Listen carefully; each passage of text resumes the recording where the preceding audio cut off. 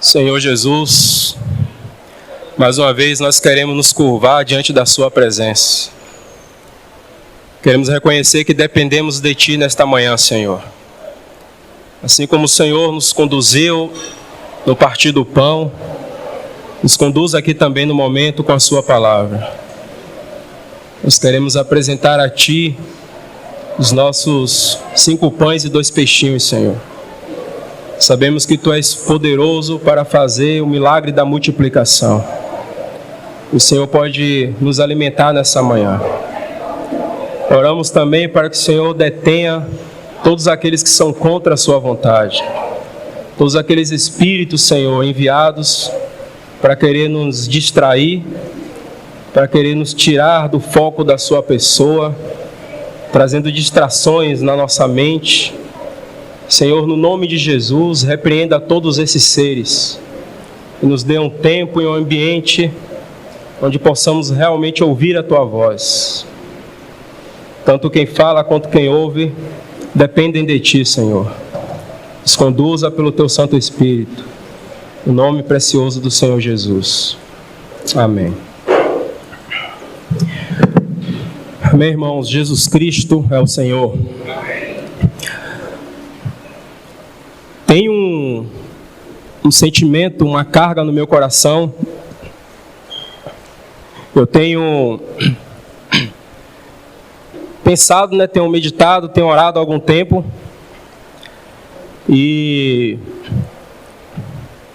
à medida em que o tempo vai passando, pelo menos no meu interior, tem ficado mais claro, tem ficado mais nítido. E precisamos realmente que o Senhor nos ajude, porque nós estamos vivendo, irmãos, em um tempo onde facilmente nós nos distraímos com coisas, até mesmo coisas espirituais. Nós estamos vivendo em um tempo onde fazemos coisas para de alguma forma apaziguar a nossa mente, e nós não enfrentamos aquilo que realmente temos sido diante do Senhor com realidade. Nós, talvez pelo tempo de caminhada que muitos de nós temos tido, e por sabermos de muita coisa, nós temos orações que são meio que formalizadas, e precisamos sermos sinceras diante do Senhor. Precisamos que o Senhor nos ajude, irmãos, para que, como disse, no tempo em que nós estamos vivendo, Ele encontre irmãos e irmãs que tenham sinceros corações de ir diante dEle, reconhecer a condição em que estão vivendo e clamar ao Senhor para que Ele tenha misericórdia de nós, para que Ele se compadeça de nós. E eu penso que é a única maneira de nós voltarmos aos trilhos. É a única maneira de voltarmos àquilo que o Senhor deseja. Quando o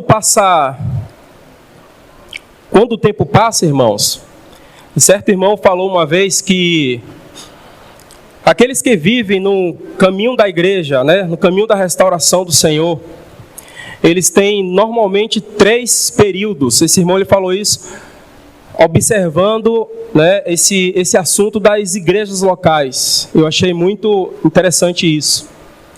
Ele diz que existem 3 períodos que uma assembleia ela passa,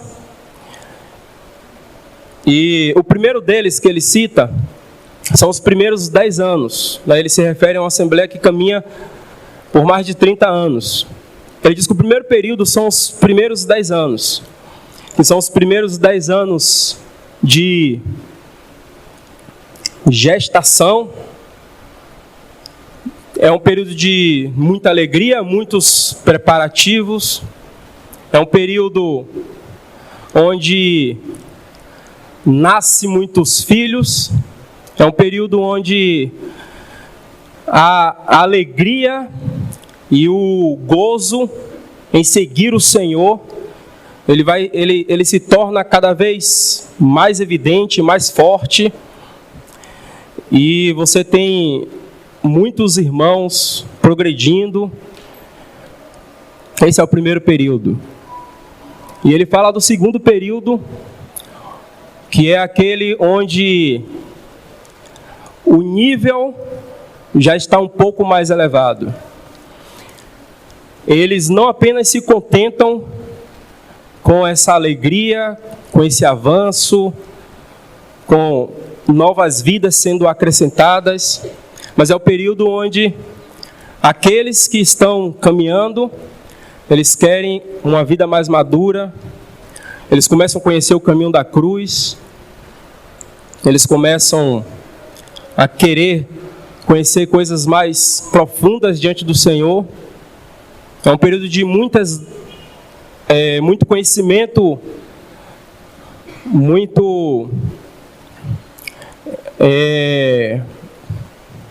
muita profundidade no sentido de discernir aquilo que é certo, aquilo que é errado, e também é um período de avanço.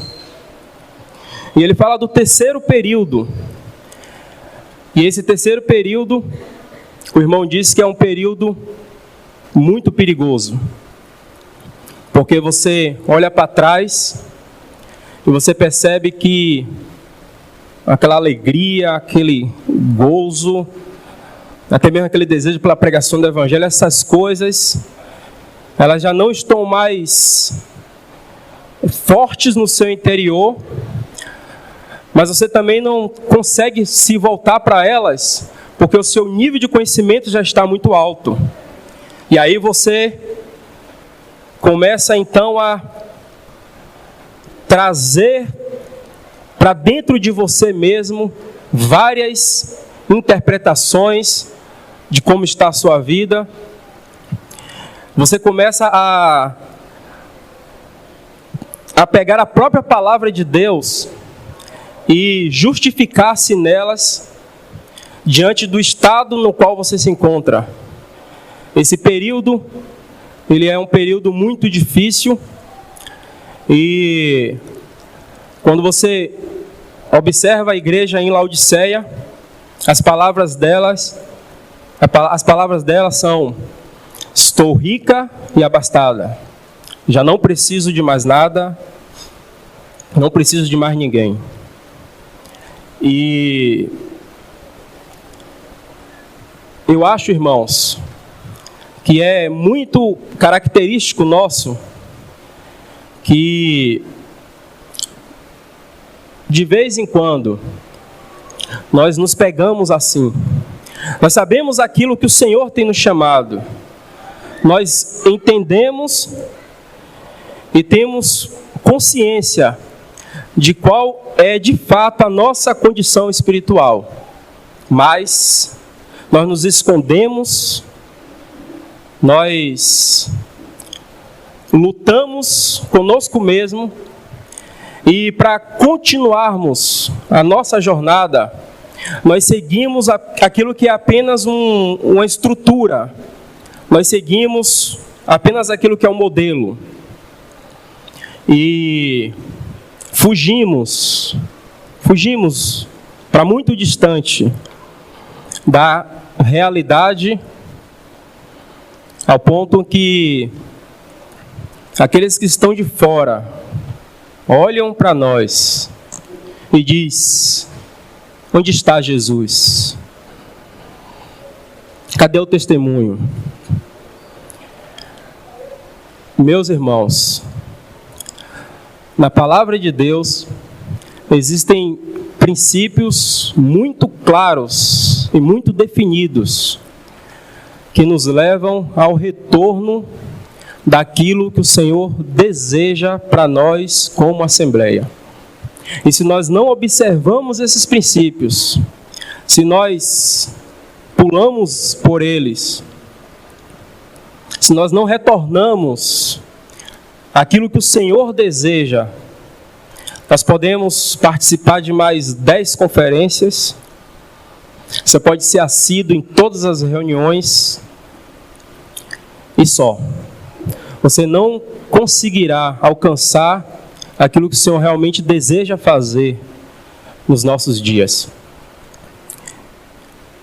O irmão Dino conta uma experiência que ele teve. Ele não contou para mim, eu ouvi de um irmão. Então, muito provavelmente, eu vou falhar aqui em alguma informação. Mas é possível que alguns irmãos aqui já tenham ouvido falar. O irmão Dino, se eu não me engano, foi a nora dele, enfim, alguém da família dele que estava grávida e estava tendo algumas complicações no parto, no período ali de gravidez. E irmão Dino, então, ele foi orar, ao Senhor por esse assunto. E o Senhor chegou para ele e falou que ele estava preocupado com a edificação da sua casa. E aí diz que o irmão Dino chegou e falou: Senhor, que isso tem a ver, Senhor? Que isso tem a ver? E aí ele continuou orando ao Senhor. E o Senhor chegou para ele e falou: você está preocupado com essa vida que está aí dentro dessa pessoa. Mas eu estou preocupado com a vida da minha igreja. E eu quero restaurar a minha igreja. E aí ele começou a entender o que o Senhor quis dizer para ele. E ele continuou orando ao Senhor. E ele perguntou: Senhor, mas como isso vai acontecer? E o Senhor respondeu para ele: lançando um bom fundamento. Ele falou: Senhor, é esse o caminho? E o Senhor falou: sim, lançando um bom fundamento.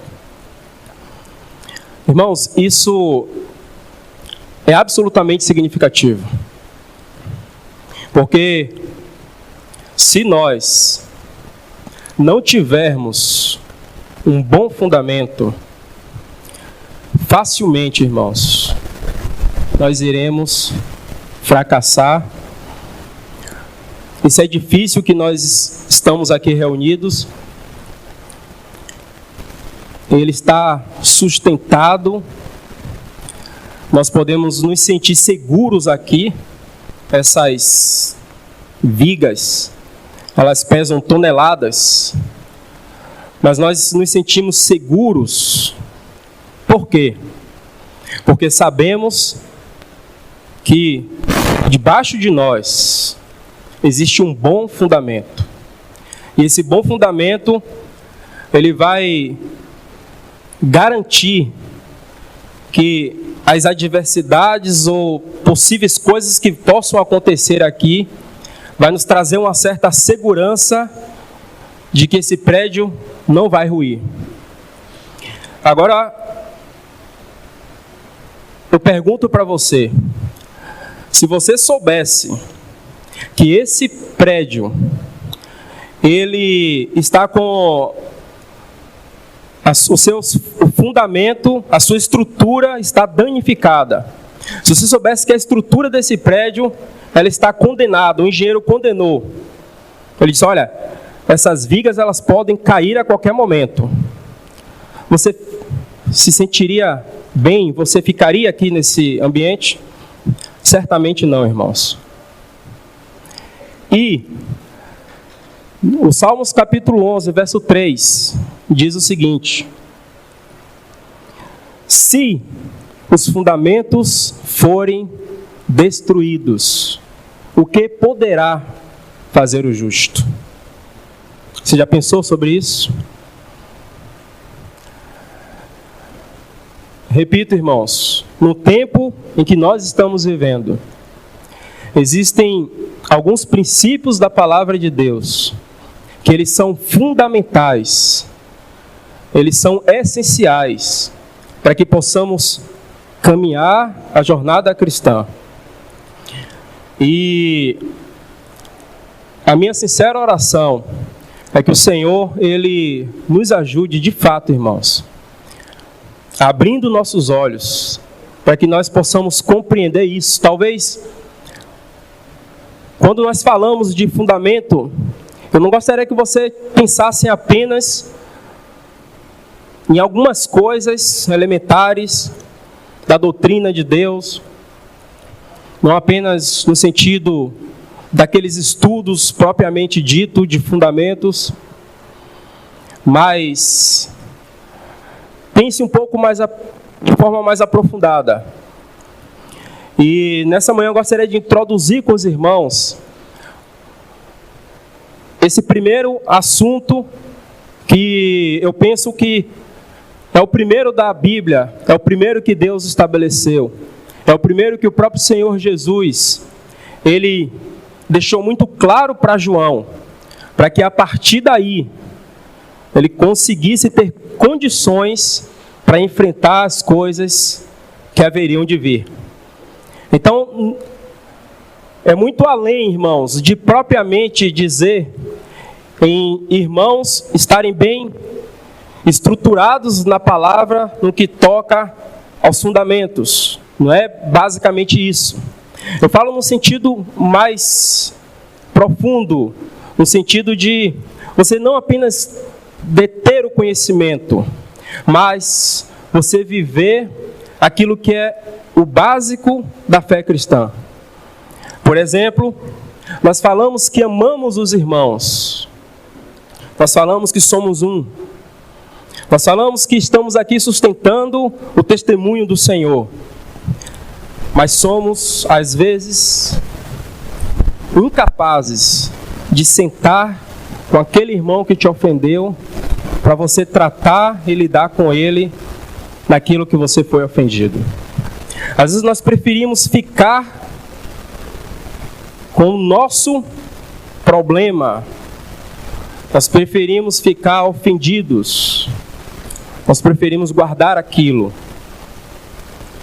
E aí eu pergunto para você, o que é que você tem entendido do caminho da restauração do Senhor? O que é que você tem entendido de forma prática, sentar-se aqui e dizer que estamos sustentando o testemunho do Senhor? Se nas coisas mais básicas, nas coisas mais simples, nós dizemos não. O que é que você me diz? Meus irmãos, o primeiro, o maior, o principal fundamento é termos uma visão clara e restaurada da pessoa do nosso Senhor Jesus Cristo. Se isso não acontecer comigo e com você, o tempo vai passar, irmãos. Nós vamos continuar e continuar e continuar. E o Senhor não vai obter em nós aquilo que Ele deseja. Sim, Ele vai edificar a sua igreja. Ele mesmo disse que edificaria a sua igreja e que as portas do Hades não prevaleceriam contra ela. Mas também de Deus nós somos cooperadores. O Senhor nos chama para cooperarmos com Ele na edificação da sua casa. E nós compreendermos Jesus, sua pessoa e sua obra, é absolutamente fundamental para a nossa jornada cristã. Nós precisamos entender, irmãos, entender não só intelectualmente falando, nós precisamos entender no nosso espírito quem é Jesus. Quem é Jesus para você? Sua pessoa, sua obra, sua vida. Quantos de nós temos simplesmente separado um tempo e temos orado: Senhor, abre meus olhos, me revele Jesus, me ajude a ter uma compreensão mais clara da sua pessoa, da sua obra, me ajude, Senhor. Quantos de nós temos feito essa oração de forma sincera? Eu quero ler com os irmãos Apocalipse, capítulo 1.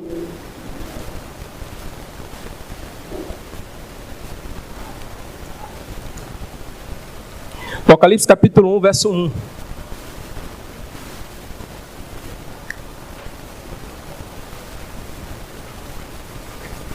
O livro de Apocalipse, os irmãos sabem que fala de todos os acontecimentos dos últimos dias, todas as coisas que em breve iriam acontecer, assim como está registrado no próprio livro. E João, ele foi exilado na ilha de Patmos, para que a ele fosse revelado todas essas coisas que estão aqui no livro de Apocalipse. E João, ele teve o privilégio de contemplar a abertura dos selos, e ele começou a escrever a respeito do tempo do fim. E nós temos muitas coisas difíceis de explicar no livro de Apocalipse. Nós temos muitas coisas que nos dão medo só em ler. Existem muitas pessoas que sequer leem o livro de Apocalipse, de medo que elas têm. E talvez se você perguntar para qualquer pessoa o que é que mais surpreende elas quando leem Apocalipse, talvez elas vão dizer: são aqueles flagelos, são os grandes acontecimentos, é isso e é aquilo. Mas, meus irmãos, o livro de Apocalipse, ele começa de uma forma muito singular. O livro de Apocalipse, capítulo 1, versículo 1, diz assim: revelação de Jesus Cristo. É assim que começa o livro de Apocalipse.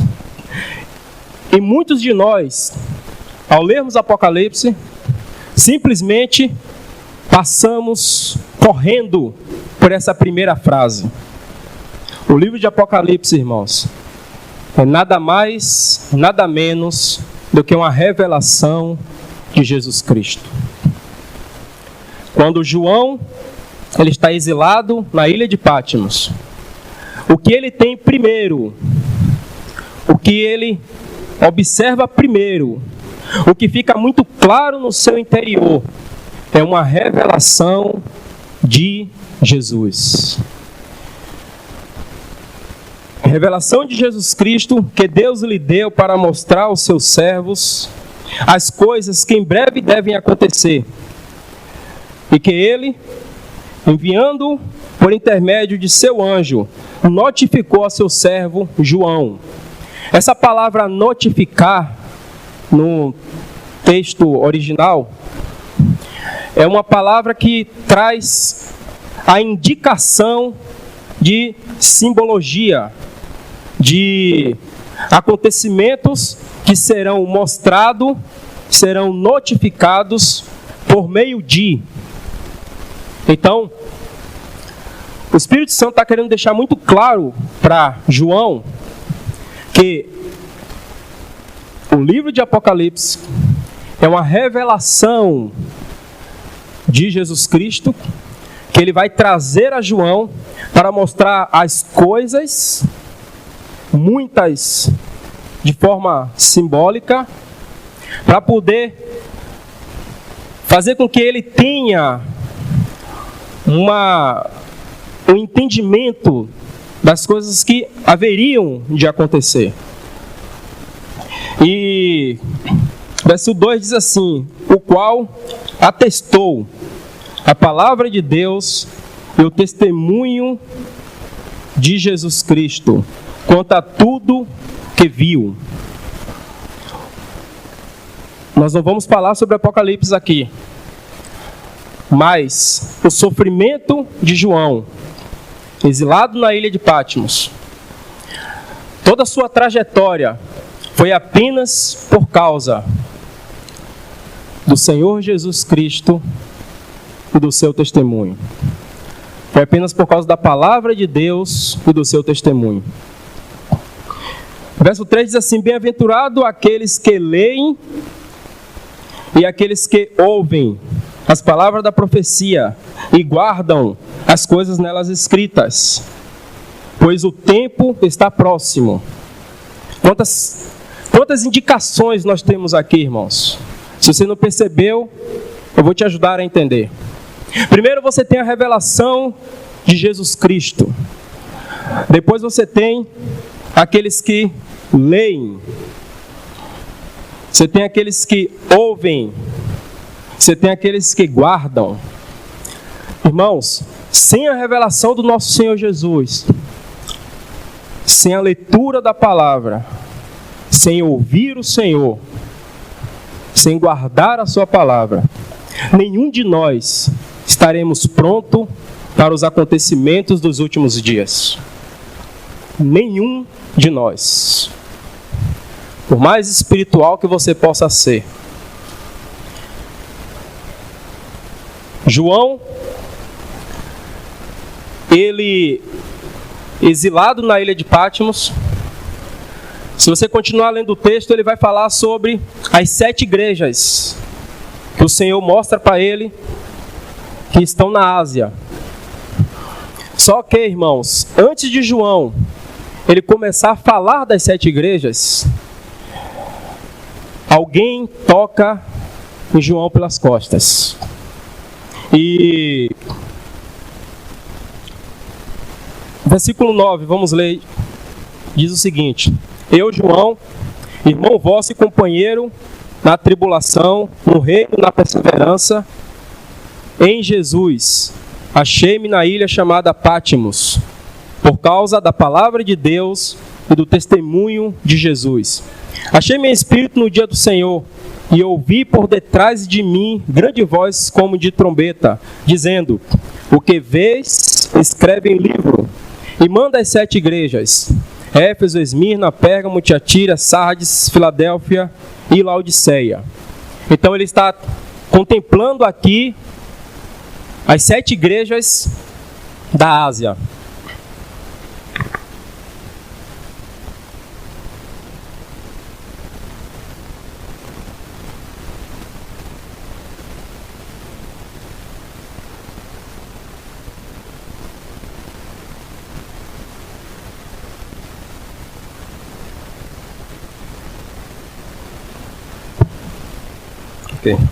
João está contemplando aqui as 7 igrejas da Ásia.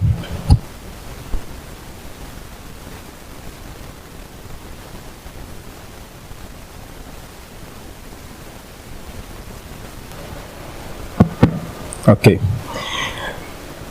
E João está contemplando aqui as 7 igrejas da Ásia. E no versículo 12, diz assim: voltei-me para ver quem falava comigo.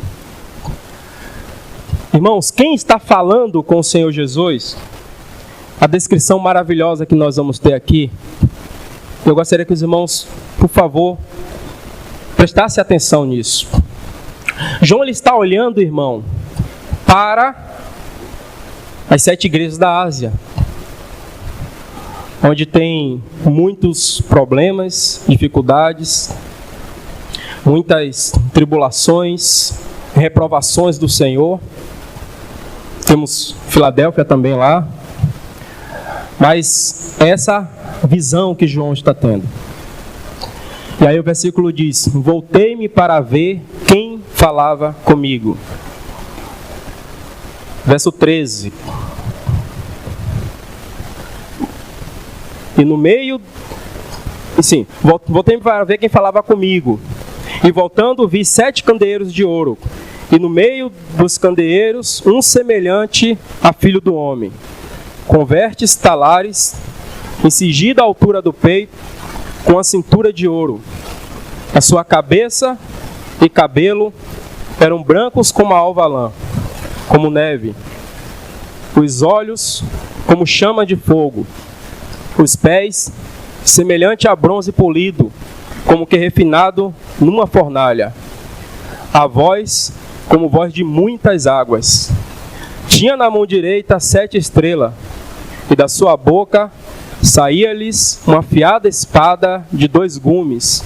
O seu rosto brilhava como o sol na sua força. Quando o vi, caía a seus pés como morto. Essa foi a revelação de João. Ele deixou de contemplar as 7 igrejas da Ásia e ele teve uma visão gloriosa, maravilhosa, da pessoa do Senhor Jesus. Existem poucos textos na palavra de Deus que fala de forma muito definida da pessoa do Senhor Jesus, de forma assim bem sequencial. Aí nós temos Hebreus capítulo 1. Ele é o resplendor da glória, a expressão exata do seu ser. Nele todas as coisas são sustentadas pela palavra do seu poder. E talvez um dos mais completos é esse daqui de Apocalipse. A visão de João. Ele vê o Filho do Homem no meio dos 7 candeeiros de ouro. E ele vê o Filho do Homem com todas essas características que ele citou aqui. E quando eu leio, irmãos, esse texto, nós precisamos fazer aquela oração, como eu disse para os irmãos. Senhor, abre meus olhos, abre nossos olhos, Senhor, para que possamos ter essa revelação do Senhor Jesus. Às vezes, irmãos, nós estamos caminhando e servindo ao Senhor, mas a visão do Senhor, ela precisa sempre ser renovada no meu e no seu interior. Às vezes, irmãos, nós temos procurado fazer tanta coisa, até para poder trazer de novo ânimo no nosso interior. Nós procuramos fazer tantas coisas para poder salvar os nossos filhos, para fazer com que eles de alguma forma consigam ver o Senhor. Nós queremos fazer coisas para salvar ou ajudar aquele irmão que está em uma situação difícil. E nós tomamos muitos caminhos para querer encorajar uns aos outros. Mas não existe caminho mais eficaz do que curvar os nossos joelhos e pedir que o Senhor tire as escamas de nossos olhos. E clamar, irmãos, mas clamar de forma genuína, para que o Senhor abra os olhos do nosso coração, para que possamos ver Jesus. É apenas vendo Jesus que a nossa vida, irmão, será completamente diferente. É apenas vendo Jesus que nós seremos de novo encorajados. É apenas vendo Jesus que nós vamos conseguir entender por que nós estamos aqui. Irmãos, que o Senhor nos ajude. O tempo passa, os anos se passam, e nós vamos ficando envelhecidos. Nós vamos ficando, não falta palavra, sabe, irmãos?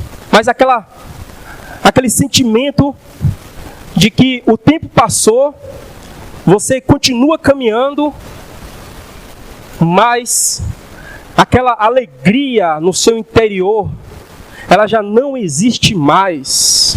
Aquele frescor por Jesus já não existe mais. E nós precisamos sempre, irmão, desse frescor. Por favor, não me entenda mal, não estou dizendo que você tem que caminhar por experiências. Não é nada disso que eu estou falando aqui. Não estou dizendo que você tem que caminhar com coisas acontecendo o tempo todo. O Senhor nos chama a vivermos pela fé. Não é isso que eu estou falando, irmãos. O que eu estou dizendo é que nós precisamos caminhar todos os dias olhando para Jesus e vendo como Ele é. Quem é Jesus? Se nós não compreendermos, irmãos, todos os dias, se isso não ficar claro para você todos os dias, quem é essa bendita pessoa, facilmente os problemas e as adversidades da vida, eles serão muito maiores, muito maiores. E talvez você pode perguntar, poxa, mas o que é que isso necessariamente tem a ver com a vida da igreja? Se você estudar a carta aos Hebreus, ela é muito singular no que toca àqueles que estão fracos, desanimados e precisam olhar para Jesus para de novo serem encorajados e a continuar a jornada cristã. É um livro que fala da jornada, da caminhada cristã. Mas, quando se trata, irmãos, de uma assembleia local, quando se trata do corpo coletivo, é também indispensável que aqueles que têm entendido e têm se reunido como igreja, têm entendido o caminho da restauração do Senhor, eles precisam também estar claros, de forma coletiva, quem é Jesus. Por que nós estamos reunindo? Eu quero ler com os irmãos Jeremias capítulo 29. E o Senhor ele vai mostrar aqui, irmãos, o desejo do coração dele com respeito ao seu povo. Aqui não é um assunto individual, é coletivo. Jeremias capítulo 29, verso 10. Apenas para contextualizar os irmãos, sabemos que o povo de Israel, seu povo terreno, eles fracassaram em muitos aspectos e o Senhor tratou com eles. E um dos tratamentos mais evidentes do Senhor, conhecido na história do povo de Israel, foi o período do cativeiro em Babilônia por 70 anos. Um pouco antes disso, o rei Jeoaquim, se eu não me engano, era um dos últimos que reinou em Israel. E naquele período, o povo de Israel, eles cometeram coisas terríveis diante do Senhor, a ponto de sacrificarem seus filhos a deuses estranhos. A ira do Senhor se acendeu e o Senhor permitiu que Babilônia entrasse em Jerusalém e destruísse absolutamente tudo. Derrubou os muros, queimou as portas, levou todos cativos para a Babilônia. E eles ficaram lá exilados em Babilônia por 70 anos. Mas o Senhor soberanamente, Ele tinha trazido uma profecia a Jeremias, que é essa que nós vamos ler aqui.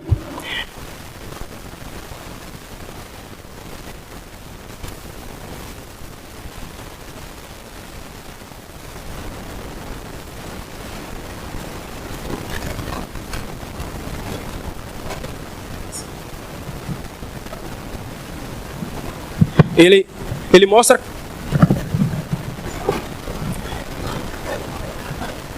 Amém, Jesus é o Senhor. Ele mostra o sentimento do seu coração. Verso 10 diz assim, Jeremias capítulo 29.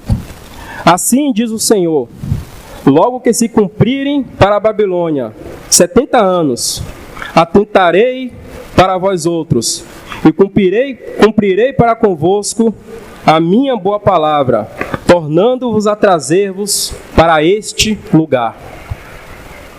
O Senhor está dizendo que após cumprir os 70 anos, eu não sei se a sua versão traz essa expressão, visitarei. Alguém tem essa palavra aí? Ailawine. Não é isso? O Senhor está dizendo, irmãos, que após os 70 anos de cativeiro, o Senhor ele vai visitar o seu povo.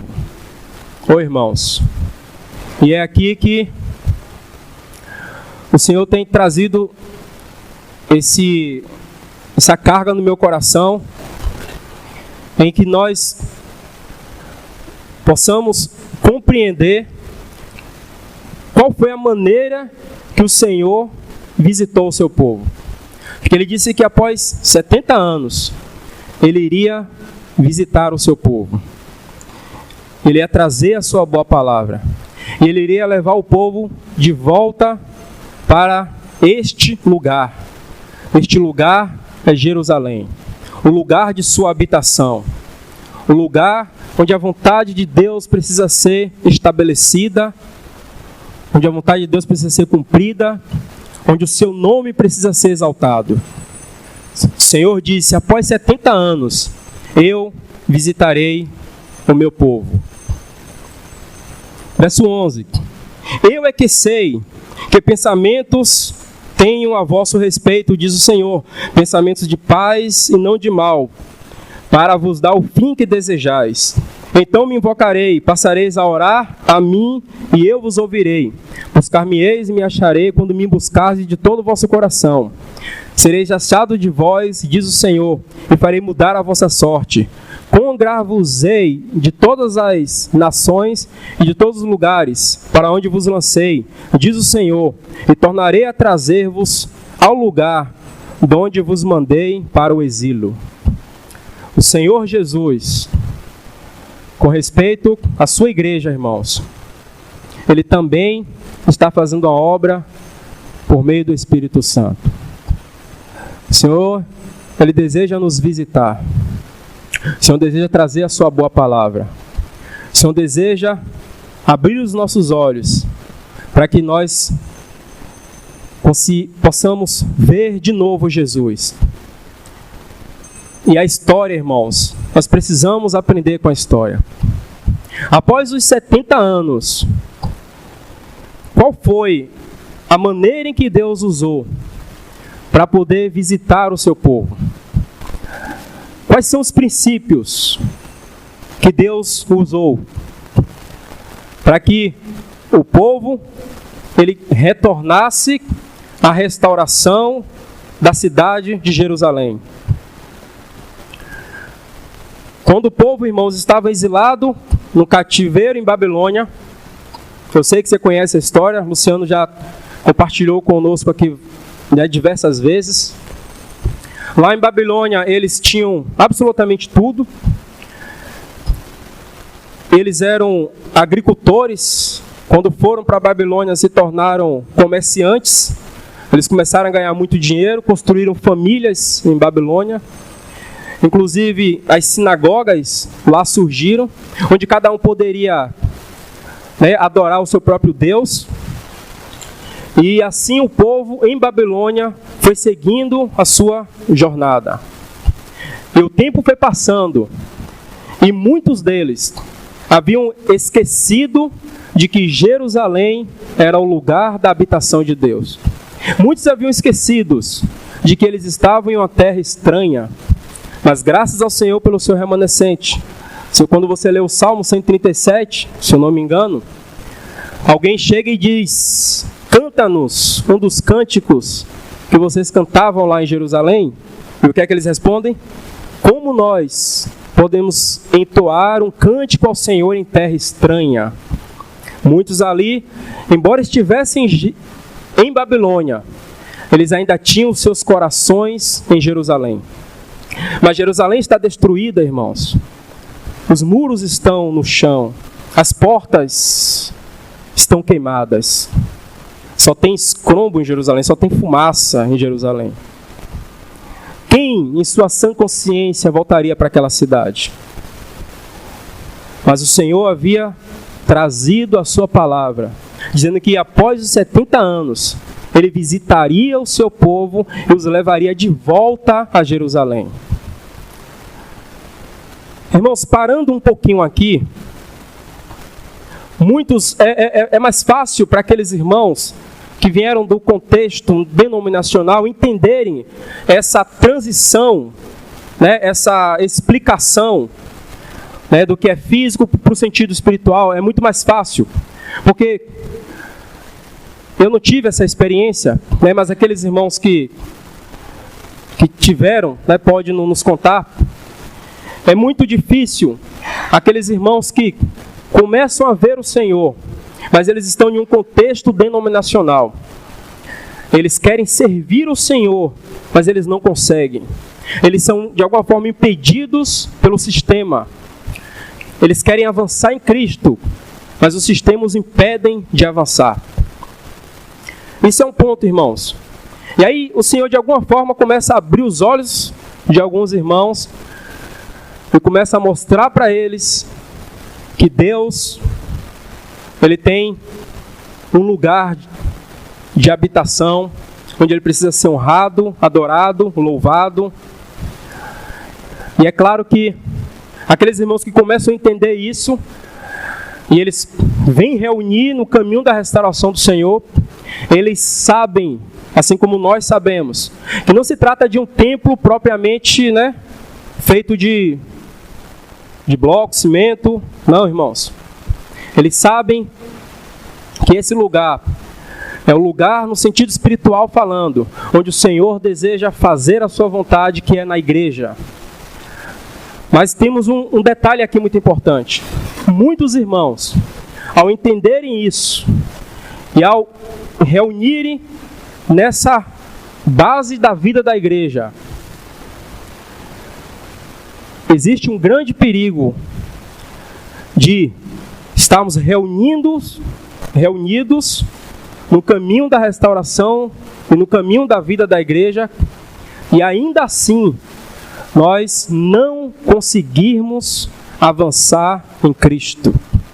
Embora você não tenha aquelas coisas que te prendem, embora você não tenha o sistema propriamente dito, que vai determinar o que você tem e o que você não pode fazer, mas existem, irmãos, outras barreiras na nossa mente, existem outras barreiras na nossa vida espiritual, que elas precisam ser vencidas pela palavra de Deus. E a menos que isso aconteça, você também não vai conseguir avançar em Cristo. Quando nós nos reunimos no caminho da restauração do Senhor, muitos têm uma visão gloriosa, magnífica. Como é bom, todos os irmãos juntos, que maravilha. Mas não esqueça, irmãos, que nos reunirmos no caminho da restauração do Senhor, existe muito trabalho a ser feito. Nós estamos reunindo, mas o testemunho de Deus precisa ser restaurado. A palavra precisa voltar ao seu lugar. E a compreensão disso, irmãos, ela é absolutamente essencial.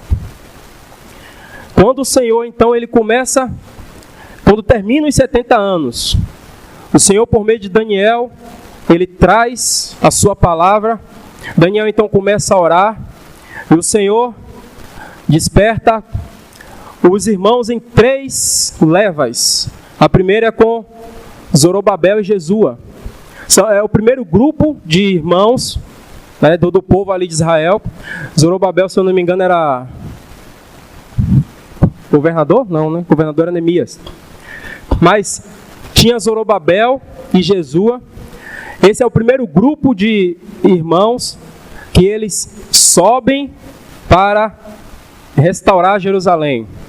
Depois você tem o segundo grupo, que é o grupo com Esdras, que eles também sobem para restaurar Jerusalém.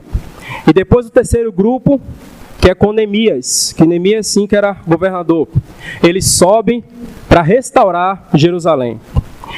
Esses 3 grupos, irmãos, que subiram em tempos diferentes, se o Senhor permitir, em outras reuniões a gente vai falar sobre cada um desses acontecimentos.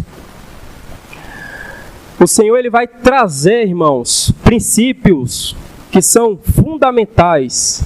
O Senhor, ele vai trazer por meio desses irmãos princípios que vai produzir aquilo que ele deseja, que é a restauração de Jerusalém.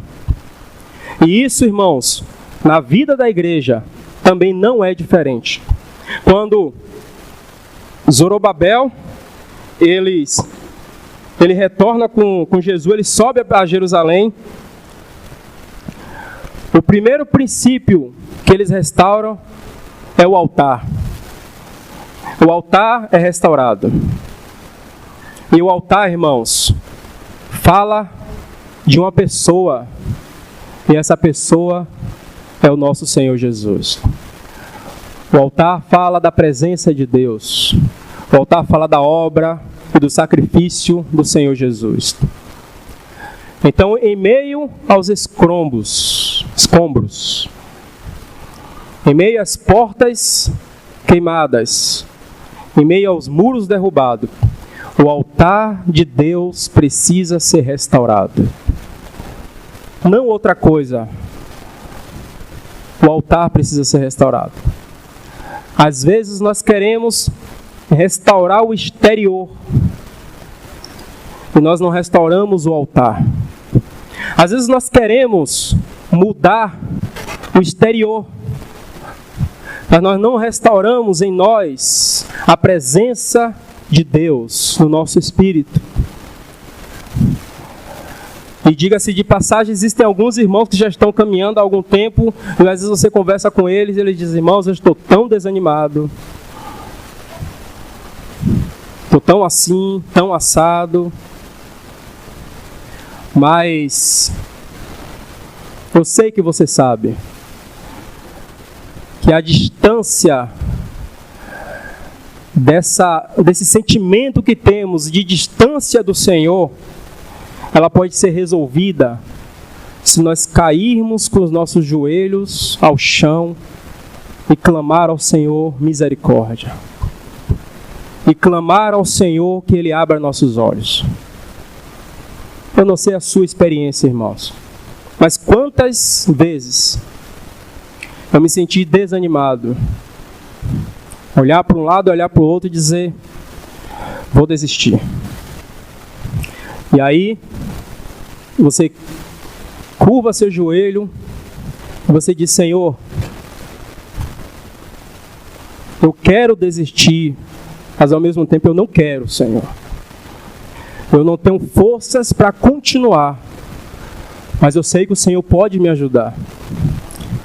Eu não estou conseguindo, Senhor, ler a Tua palavra, mas eu sei que o Senhor pode me renovar. Eu não estou conseguindo orar, Senhor, mas eu sei que o Senhor pode de novo trazer vigor ao meu espírito. Eu não estou querendo reunir, Senhor, mas eu sei que eu preciso e eu sei que o Senhor pode me ajudar. Eu não sei o que acontece, irmãos, mas o Senhor traz o seu renovo. Ele revigora as suas forças e você de novo é reanimado no seu interior. E você consegue continuar caminhando. E quantas vezes isso vai acontecer? Talvez até que o Senhor volte, porque o que Ele deseja é que nós olhemos sempre para Ele.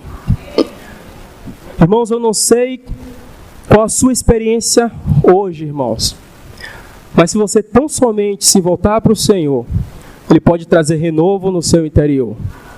Se você tão somente curvar o seu joelho e de forma sincera reconhecer a sua condição, o Senhor pode te levar de novo a Jesus.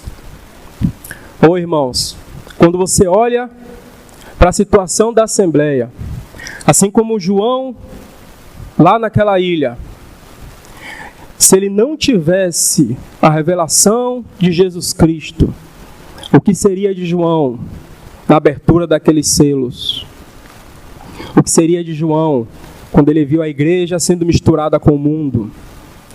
O que seria de João quando ele contemplou o ensino de Jezabel entre os irmãos?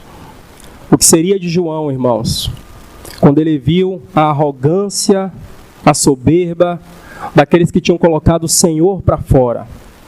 Pense o que seria de João, aquele discípulo do Senhor Jesus, já avançado em idade, depois de ter perseverado tanto, se ele tivesse apenas aquela visão da igreja em um estado tão deplorável. O que seria de João, irmãos? Mas João viu aquele que tem os pés como de bronze. João viu aquele que tem os olhos como chama de fogo. João viu aquele que da sua boca saiu uma afiada espada de 2 gumes. Porque João viu que aquele estava entre o seu povo. E por causa disso, irmãos, João ele permaneceu firme e forte. Como, irmãos, a igreja vai ser edificada se nós não termos uma visão clara da pessoa do Senhor Jesus? Como nós seremos restaurados? Nós contemplamos tanto, irmãos, situação de irmãos Inclusive, o Senhor me permite falar isso aqui. Eu penso muito sobre isso, mas dificilmente eu expresso. Mas o Senhor me dá liberdade para fazer isso aqui nessa manhã. Tome muito cuidado com o que você pensa e até mesmo com o que você expressa com respeito daqueles irmãos que o Senhor os colocou para poder estarem supervisionando a igreja. Tome muito cuidado, irmãos. Quando você olha para os presbíteros e você liga a situações, a acontecimentos da igreja, e você liga isso aos irmãos da liderança. Tome muito cuidado. Todos nós, irmãos, todos nós precisamos nos voltar para o Senhor e ver a nossa condição diante dele. Todos nós. Esses irmãos que estão reunindo conosco, nós precisamos orar por eles. Nós precisamos jejuar por eles, para que eles, assim como nós, também sejam encorajados pelo Senhor, que eles sejam cheios do poder do Espírito Santo, para poder continuarem a jornada até o fim. Nós, ao invés, irmãos, de ficarmos trazendo julgamentos, ao invés de ficarmos cogitando coisas, nós precisamos curvar o nosso joelho. E a nossa preocupação deve ser uma única, irmãos: a restauração e a edificação da casa de Deus. E para que isso aconteça, nós precisamos orar, nós precisamos nos voltar às Escrituras, nós precisamos ter os nossos olhos abertos para que possamos ver o Senhor. Que o Senhor nos ajude, irmãos. Que o Senhor abra nossos olhos espirituais. Esdras capítulo 1, apenas para iniciar com os irmãos.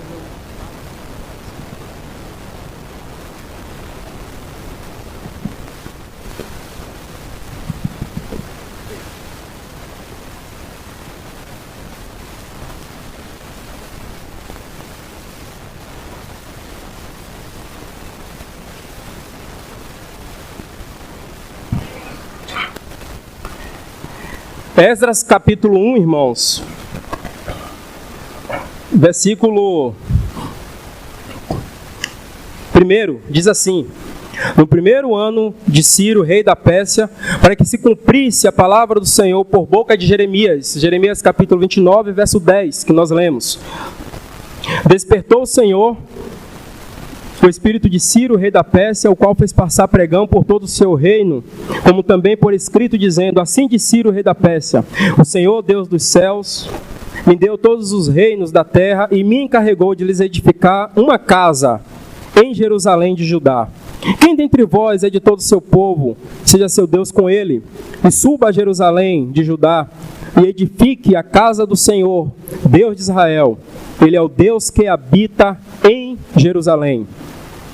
Todo aquele que restar em alguns lugares em que habita, os homens deste lugar o ajudarão com prata, ouro, bens e gados, afora as dádivas voluntárias para a casa de Deus, a qual está em Jerusalém. Então se levantaram os cabeças de família de Judá e de Benjamim, os sacerdotes, os levitas, com todos aqueles cujo espírito Deus despertou, para subirem a edificar a casa do Senhor, a qual está em Jerusalém. Esse é o chamado glorioso, irmãos. Aqueles irmãos, eles agora saem desse contexto de Babilônia para edificar a casa de Deus que está em Jerusalém. E para que subissem o povo, quem foram os primeiros que se dispuseram? Você viu aí? Viu, irmãos? Vou te ajudar. Versículo 5. Quem se levanta? Os cabeças de família, os sacerdotes, os levitas. Aqui, irmãos, nós temos, como eu disse para os irmãos, existem muitos princípios que eles precisam ser observados para que haja a edificação da casa de Deus. E esses princípios, eles não podem ser esquecidos. Você ouviu? Regras são diferentes de princípios, não é verdade? Princípio é inviolável.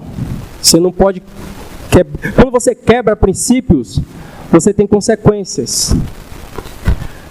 Regras é diferente. Existem algumas coisas de força maior que pode te levar a quebrar uma regra. E é normal, isso acontece. Não é verdade? Mas princípios, não. Princípios, eles sempre terão que ser observados. Os cabeças de família, eles foram os primeiros a se levantar. Isso precisa falar aos nossos corações, irmãos. Nós precisamos orar por aqueles irmãos que são mais velhos entre nós. Nós precisamos orar pelos aqueles que vieram antes de nós. Todos nós, irmãos, sem exceção, nós sempre estamos observando alguém e sempre estamos sendo observados por alguém. Isso é natural. Então, todos nós, embora estejamos reunidos aqui, você está sempre olhando para aqueles que já estavam aqui. Você está olhando o seu comportamento, a maneira que eles têm de viver, o quanto eles amam o Senhor, o quanto eles amam a palavra. E isso vai trazendo isso vai formando algumas coisas dentro de você. E esse é um dos princípios importantes que nós precisamos observar e precisamos pedir que o Senhor restaure isso no nosso meio. Aqueles irmãos que caminham há mais tempo, esses irmãos, eles precisam, com o mesmo vigor, com a mesma alegria, eles precisam servir ao Senhor. Aqueles que estão desanimados, eles precisam ser animados pelo Senhor. Irmãos, como isso vai ajudar aqueles que são mais jovens a olharem para esses irmãos? Em Lamentações de Jeremias, se eu não me engano, ou Jeremias, capítulo 2, verso 5, é um dos versículos que diz assim, que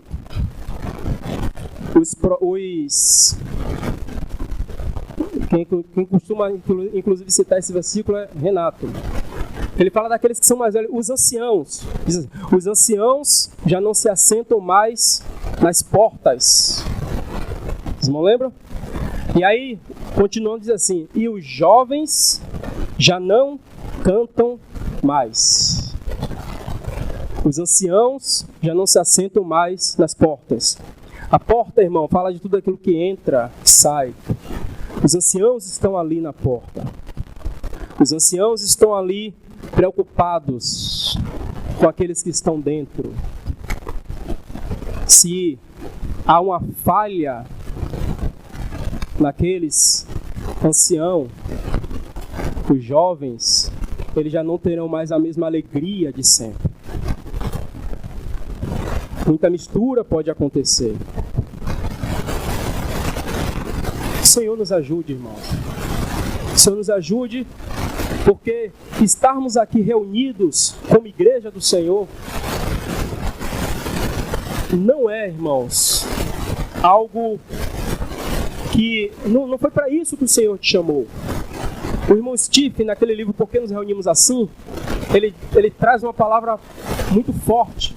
Ele diz assim, se você está sentado aqui e você não sabe por que nos reunimos assim, ele diz, levante e vá para sua casa.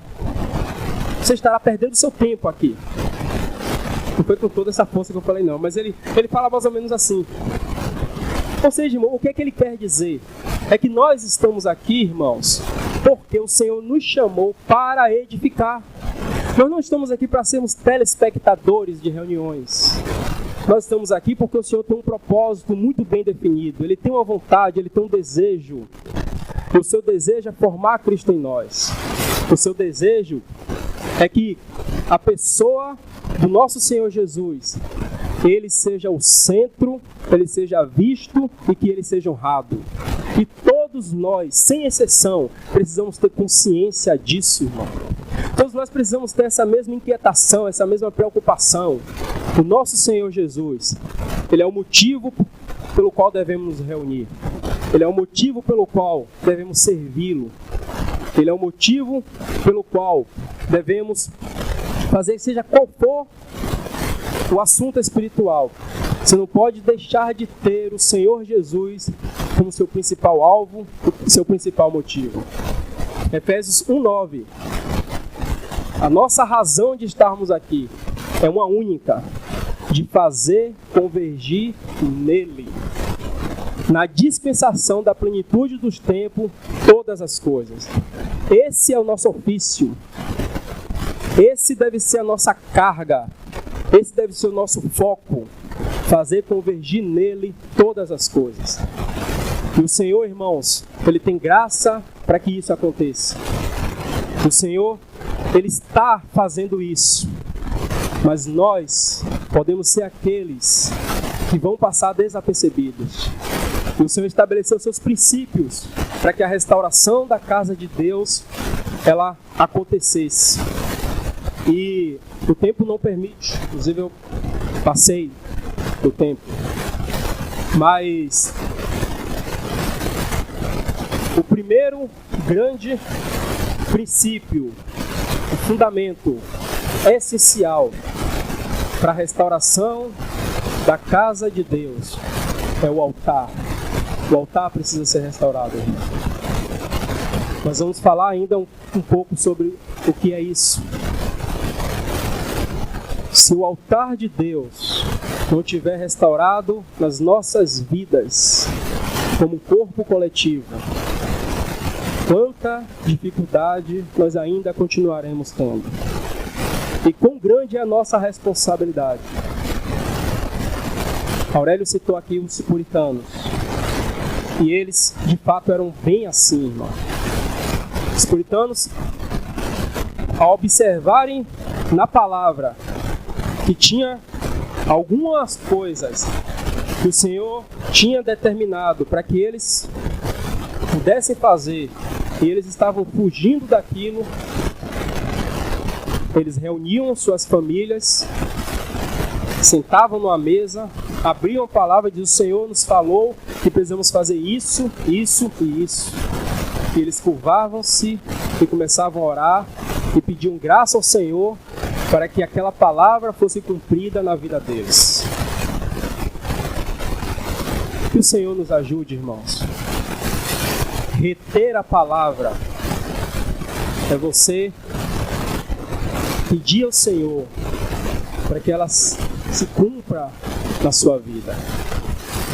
E nós precisamos sair com essa responsabilidade, pelo menos esse senso de responsabilidade. Eu preciso restaurar o altar de Deus na minha vida. Isso precisa estar claro para nós, irmãos. Eu preciso restaurar o altar de Deus na minha vida. O Senhor nos ajude. Pai, nós agradecemos a Ti. Pedimos que o Senhor faça com que a Sua palavra, Senhor, ela venha produzir seus frutos em nós, de acordo com a Sua vontade, naquilo que o Senhor deseja. Oramos em nome de Jesus, para que o Senhor tenha misericórdia de nós e nos conduza, Senhor, à Tua vontade, abrindo os nossos olhos, nos revelando tudo aquilo que o Senhor deseja para nós ao meditarmos nesses assuntos. Em nome do Senhor Jesus.